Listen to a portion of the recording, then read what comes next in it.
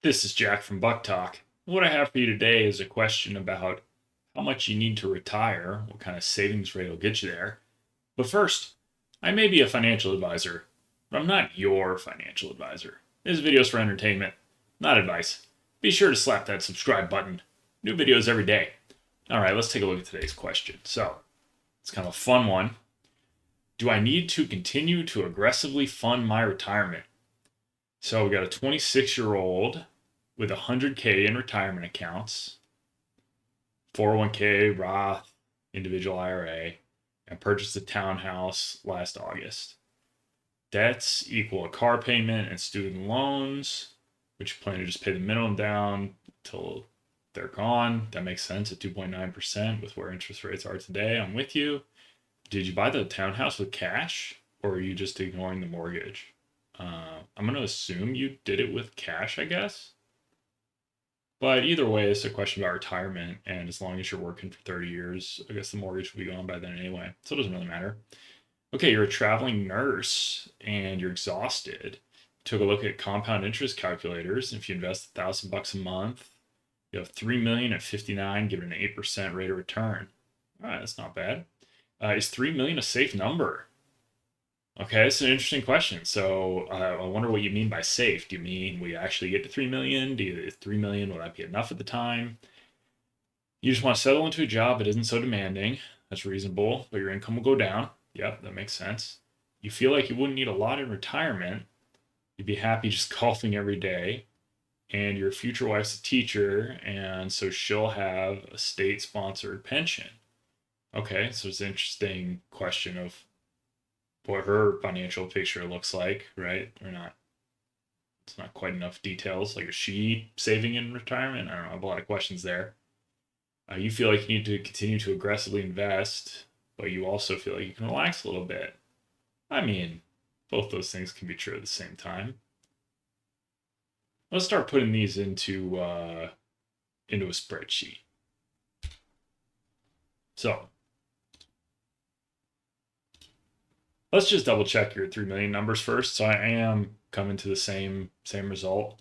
But let's just calculate them anyway. So if you got 100,000 savings now, 8% rate of return, future savings per year is 12 grand, and you're going to work for 33 more years because you're 26, you're going to work to 59, then yeah, I'm getting that same 3 million that you were coming up with.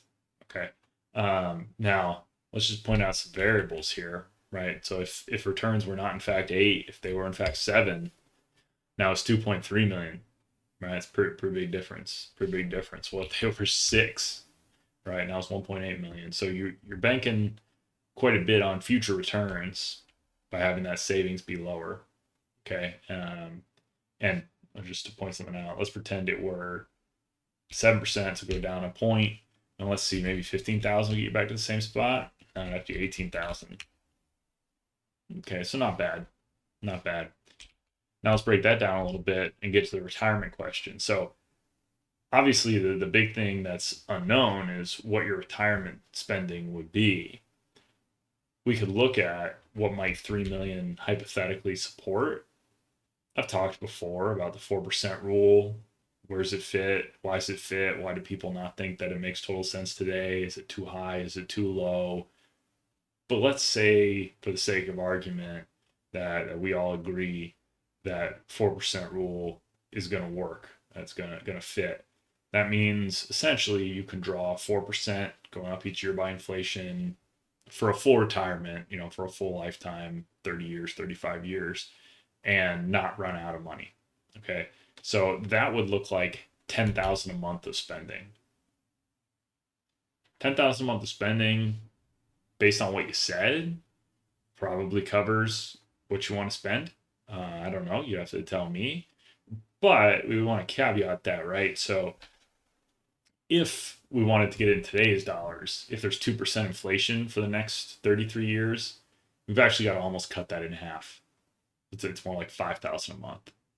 So you wouldn't be living that high. So then the question would be, what do the other half of your finances look like? What does your wife have and what does your wife spend? Do you need to save a little to make up for whatever she's doing? Will her pension totally cover her spending in retirement? I'll tell you, most couples don't think about these things separately. They usually think about them jointly. Um, you're not even married yet. You're only 26. So I'm not saying you're making a mistake by looking at it that way, but these would be things to think about.